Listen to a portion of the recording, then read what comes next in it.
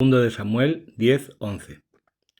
Murió después el rey de los amonitas y su hijo Hanún reinó en su lugar. David se dijo: trataré con benevolencia a Hanún, hijo de Najas, como su padre me trató con benevolencia. Envió a sus servidores a darle el pésame por su padre. Cuando los servidores de David llegaron al país amonita, los jefes amonitas dijeron a Hanún, su señor: ¿acaso crees que ha sido para honrar a tu padre por lo que David ha enviado a los que te dan el pésame? ¿No será que los ha enviado para inspeccionar la ciudad, espiarla y luego destruirla? Entonces Hanún prendió a los servidores de David, les rapó la mitad de su barba y les cortó su ropa por la mitad hasta las nalgas y los despidió. Se lo comunicaron a David y envió gente al encuentro de aquellos hombres que se sentían totalmente avergonzados. El rey les dijo: quedaos en Jericó hasta que crezca vuestra barba y podáis volver. Cuando los amonitas se dieron cuenta de que se habían ganado la enemistad de David, mandaron reclutar como mercenarios a 20.000 hombres de a pie de los arameos de Bet-Rehob y de Sobá, 1.000 hombres del rey de Maacá y 12.000 de la gente de Tob. Al enterarse, David mandó a Joab y a todo el ejército de los valientes. Los amonitas salieron e informaron en orden de batalla a la entrada de la puerta, mientras la gente de Siria, Sobá, Rehob, así como la de Tob y de Maacá, estaban aparte en el campo. Cuando vio Joab que había un frente de batalla por delante y otro por detrás, hizo una selección de los más escogidos de Israel y los puso en formación ante Siria. El resto de la tropa lo confió a su hermano Abisaí, que la dispuso frente a los amonitas. Joab le había dicho: si Siria es más fuerte que yo, me socorrerás, y si los amonitas son más fuertes que tú, iré a socorrerte. Sé fuerte, hagámonos fuertes por nuestro pueblo y por las ciudades de nuestro Dios, y el Señor hará lo que le parezca bien.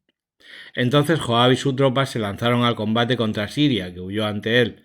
Cuando los amonitas vieron que Siria había huido, emprendieron la fuga ante Abisaí, metiéndose en la ciudad. Joab dejó a los hijos de Amón y se volvió a Jerusalén. Al ver Siria que había sido derrotado por Israel, se concentraron a una. Hadadezer despachó mensajeros e hizo venir a los arameos de allende del río Éufrates y llegaron a Gelán. Sobac era el jefe del ejército y Hadadezer iba al frente. Cuando informaron a David, reunió a todo Israel, atravesaron el Jordán y llegaron a Gelán. Los arameos formaron ante David y trabaron batalla con él. Los arameos huyeron ante Israel y David destruyó 700 carros y 40.000 jinetes. Hirió a Sobac, jefe de su ejército, que murió allí mismo. Los reyes vasallos de Hadadezer, viéndose vencidos por Israel, hicieron la paz y se sometieron a Israel. Los arameos no se atrevieron a seguir auxiliando a los amonitas. Segundo de Samuel 11. A la vuelta de un año, en la época en que los reyes suelen ir a la guerra, David envió a Joab con sus servidores y todo Israel. Masacraron a los amonitas y sitiaron Rabá, mientras David se quedó en Jerusalén. Una tarde David se levantó de la cama y se puso a pasear por la terraza del palacio. Desde allí divisó a una mujer que se estaba bañando de aspecto muy hermoso.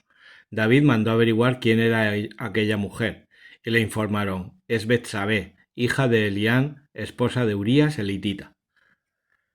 David envió mensajeros para que la trajeran. Llegó a su presencia y se acostó con ella, que estaba purificándose de sus reglas. Ella volvió a su casa. Quedó encinta y mandó este aviso a David: estoy encinta. David entonces envió a decir a Joab: mándame a Urías elitita. Joab se lo mandó. Cuando llegó Urías, David le preguntó cómo se encontraban Joab y la tropa y cómo iba la guerra. Luego le dijo: baja a tu casa a lavarte los pies. Urías salió del palacio y tras él un regalo del rey. Pero Urías se acostó a la puerta del palacio con todos los servidores de su señor y no bajó a su casa. Informaron a David: Urías no ha bajado a su casa. Y David dijo a Urías: acabas de llegar de un viaje, ¿por qué no has bajado a tu casa? Urías contestó: el arca, Israel y Judá moran en tiendas y mi señor Joab y los servidores de mi señor acampan al raso. ¿Y yo voy a ir a mi casa a comer y beber y acostarme con mi mujer? Por tu vida, por tu propia vida, no he de hacer tal cosa. Entonces le dijo David: quédate hoy aquí y mañana te enviaré. Urías se quedó aquel día y el siguiente en Jerusalén. David le invitó a comer con él y le hizo beber hasta ponerle ebrio.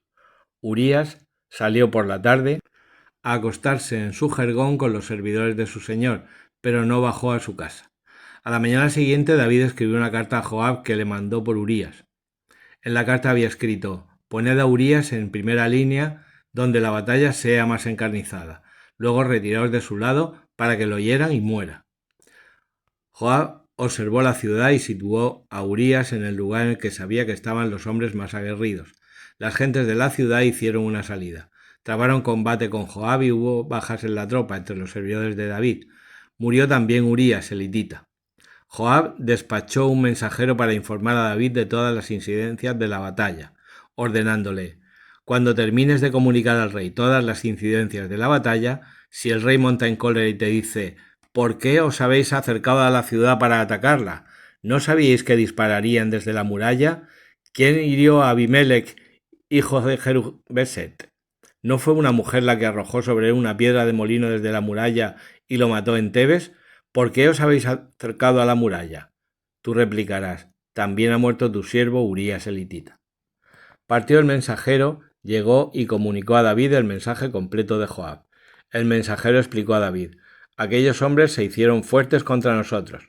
Nos salieron al encuentro en el campo, pero pudimos con ellos, llevándolos a la entrada de la puerta. Entonces los arqueros dispararon contra tus servidores desde la muralla y murieron algunos de los servidores del rey, entre los que se encontraba Urías el hitita.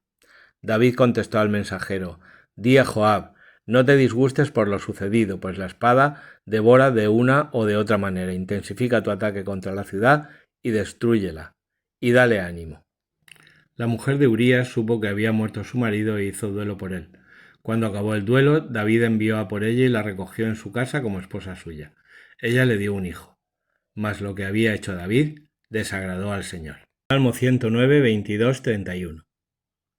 Porque yo soy humilde y pobre, y mi corazón ha sido traspasado.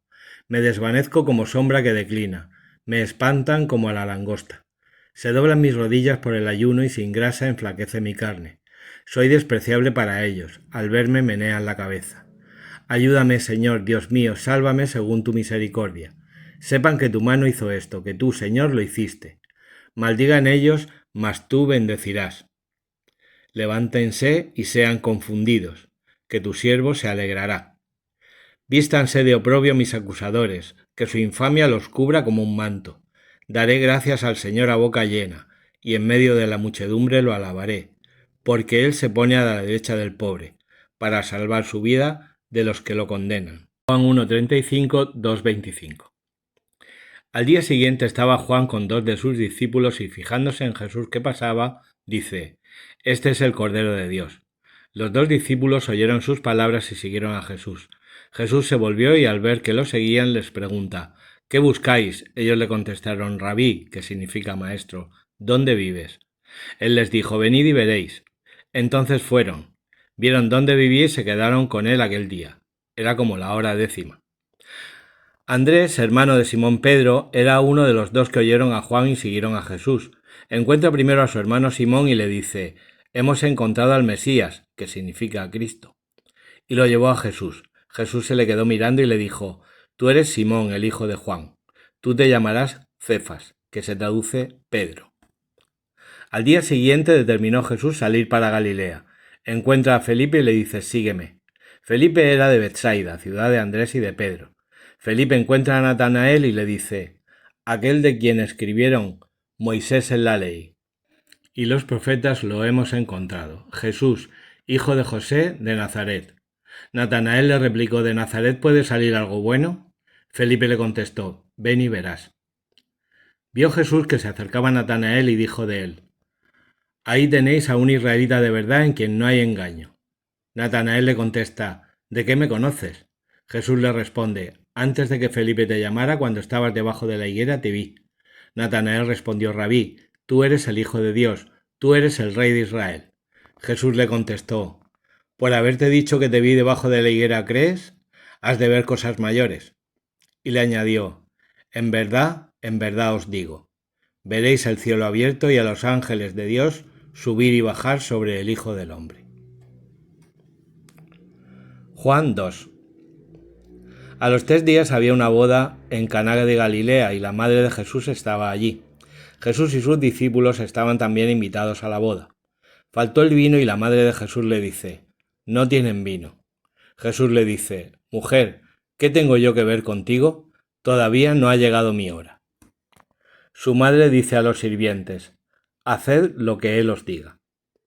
Había allí colocadas 6 tinajas de piedra para las purificaciones de los judíos, de unos 100 litros cada una. Jesús les dice: llenad las tinajas de agua. Y las llenaron hasta arriba. Entonces les dice: sacad ahora y llevadlo al mayordomo. Ellos se lo llevaron. El mayordomo probó el agua convertida en vino sin saber de dónde venía. Los sirvientes sí lo sabían, pues habían sacado el agua. Entonces llama al esposo y le dice: todo el mundo pone primero el vino bueno y cuando ya están bebidos, el peor. Tú, en cambio, has guardado el vino bueno hasta ahora. Este fue el primero de los signos que Jesús realizó en Caná de Galilea. Así manifestó su gloria y sus discípulos creyeron en él. Después bajó a Cafarnaúm con su madre y sus hermanos y sus discípulos, pero no se quedaron allí muchos días. Se acercaba la Pascua de los judíos y Jesús subió a Jerusalén, y encontró en el templo a los vendedores de bueyes, ovejas y palomas, y a los cambistas sentados, y haciendo un azote de cordeles los echó a todos del templo, ovejas y bueyes, y a los cambistas les esparció las monedas y les volcó las mesas, y a los que vendían palomas les dijo: quitad esto de aquí, no convirtáis en un mercado la casa de mi Padre. Sus discípulos se acordaron de lo que está escrito: el celo de tu casa me devora. Entonces intervinieron los judíos y le preguntaron: ¿qué signos nos muestras para obrar así? Jesús contestó: destruid este templo y en 3 días lo levantaré. Los judíos replicaron: 46 años ha costado construir este templo y tú lo vas a levantar en 3 días. Pero él hablaba del templo de su cuerpo. Y cuando resucitó de entre los muertos, los discípulos se acordaron de lo que había dicho y creyeron a la escritura y a la palabra que había dicho Jesús. Mientras estaba en Jerusalén por las fiestas de Pascua, muchos creyeron en su nombre, viendo los signos que hacía. Pero Jesús no se confiaba a ellos porque los conocía a todos y no necesitaba el testimonio de nadie sobre un hombre, porque él sabía lo que hay dentro de cada hombre.